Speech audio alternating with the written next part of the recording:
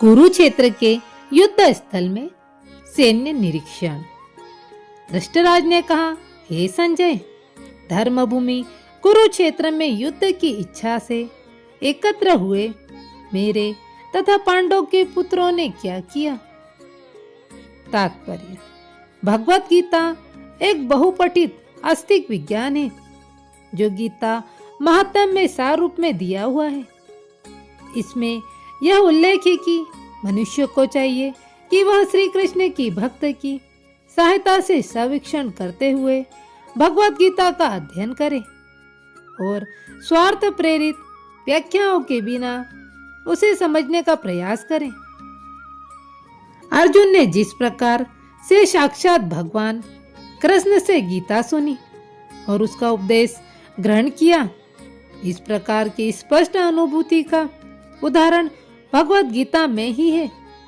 यदि उसी गुरु परंपरा से निजी स्वार्थ से प्रेरित हुए बिना किसी को भगवत गीता समझने का सौभाग्य प्राप्त हो तो वह समस्त वैदिक ज्ञान तथा विश्व के समस्त शास्त्रों के अध्ययन को पीछे छोड़ देता है।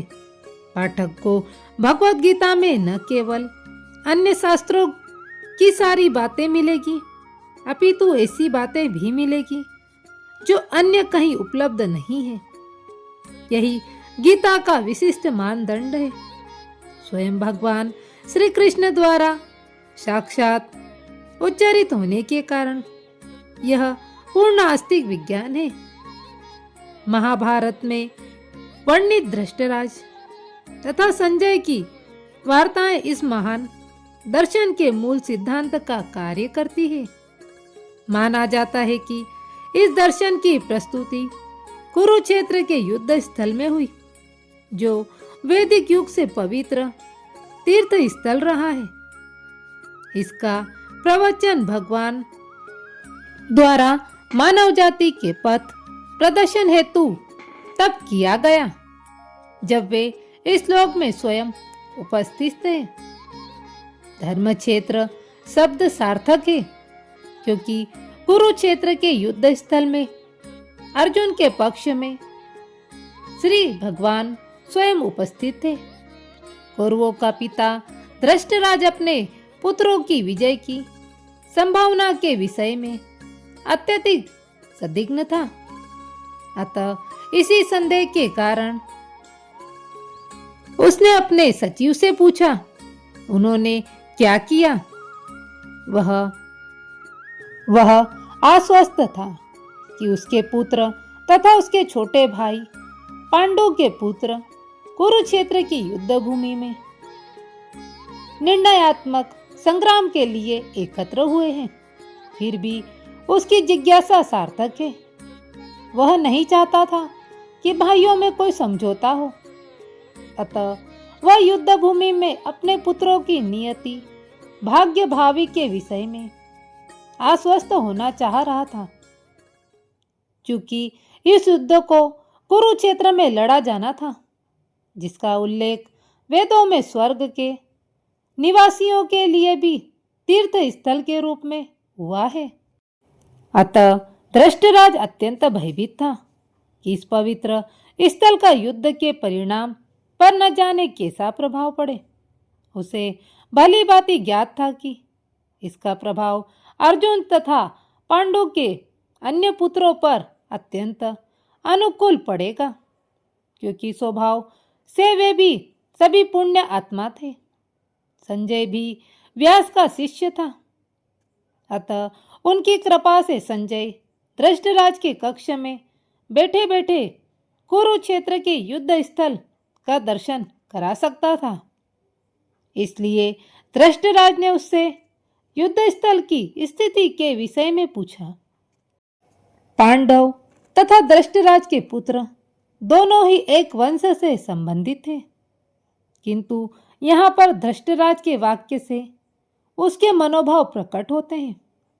उसने जानबूझकर अपने पुत्रों को कुरु कहा और पांडव के पुत्रों को वंश के उत्तराधिकार से विलंग कर दिया। इस तरह पांडव के पुत्रों अर्थात अपने भतीजों के साथ धृष्टराज की विशिष्ट मन स्थिति समझी जा सकती है। जिस प्रकार धान के खेत से अवांछित पौधों को उखाड़ दिया जाता है, उसी प्रकार इस कथा के आरंभ से ही ऐसी आशा की जाती है जहां धर्म के पिता श्री कृष्ण उपस्थित हो, वहां कुरुक्षेत्र उसी खेत में दुर्योधन आदि धृष्टराज के पुत्र रूपी अवांछित पौधों को समूल नष्ट करके युधिष्ठिर आदि नितांत धार्मिक पुरुषों की स्थापना की जाएगी।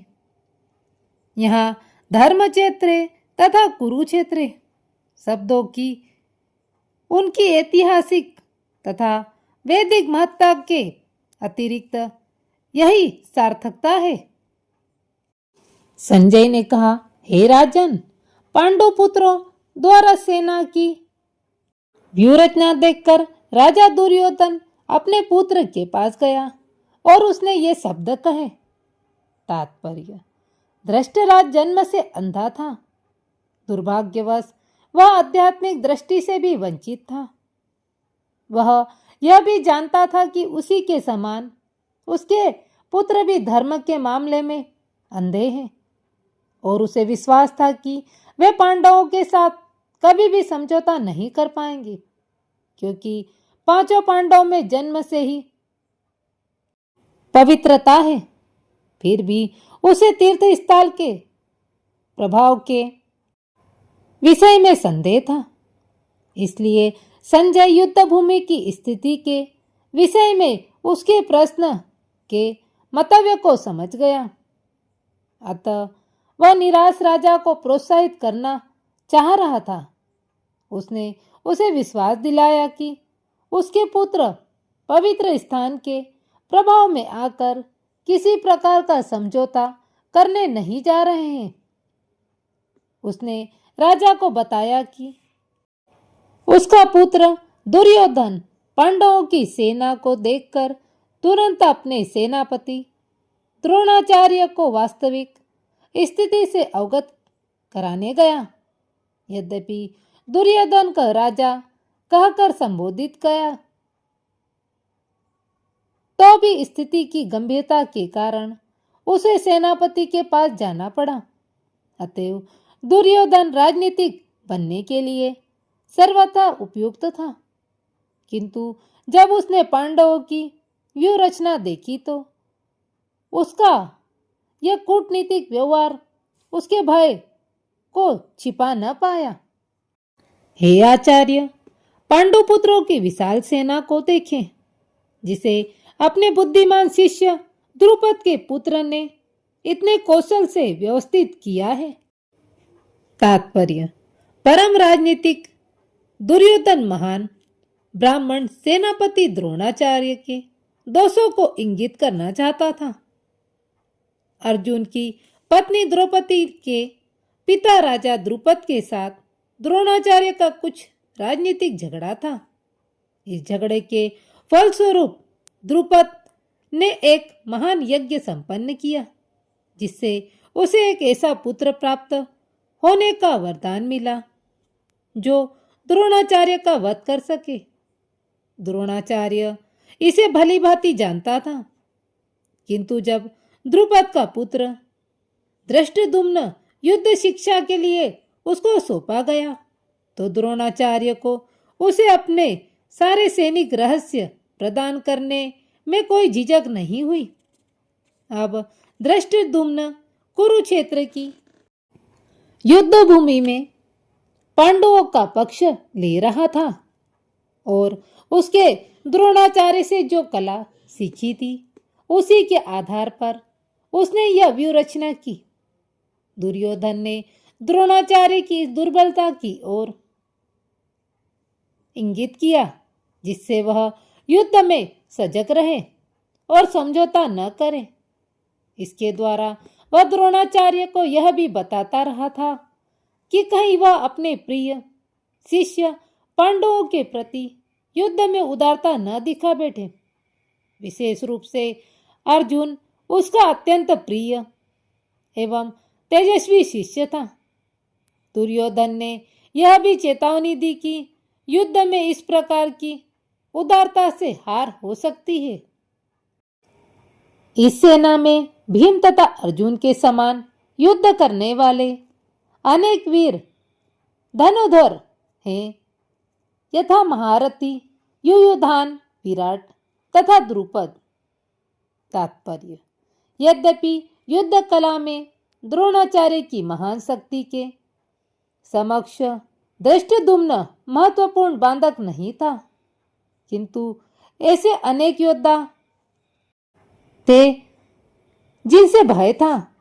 दुर्योधन इन्हें विजय पर पथ में अत्यंत बांधक बताता है, क्योंकि इनमें से प्रत्येक योद्धा भीम तथा अर्जुन के समान दुर्जेय था।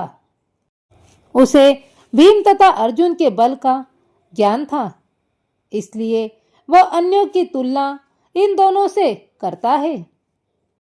इनके साथ ही धृष्टकेतु, चेकितान, काशीराज, पुरुजित्र, कुंतीभोज तथा शैव्य जैसे महान शक्तिशाली योद्धा भी हैं।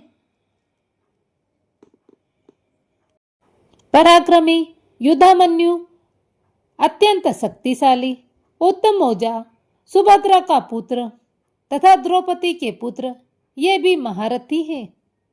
किंतु हे ब्राह्मण श्रेष्ठ, आपकी सूचना के लिए मैं अपनी सेना के उन नायकों को विषय में बताना चाहता हूँ, जो मेरी सेना के संचालित करने में विशेष रूप से निपुण है।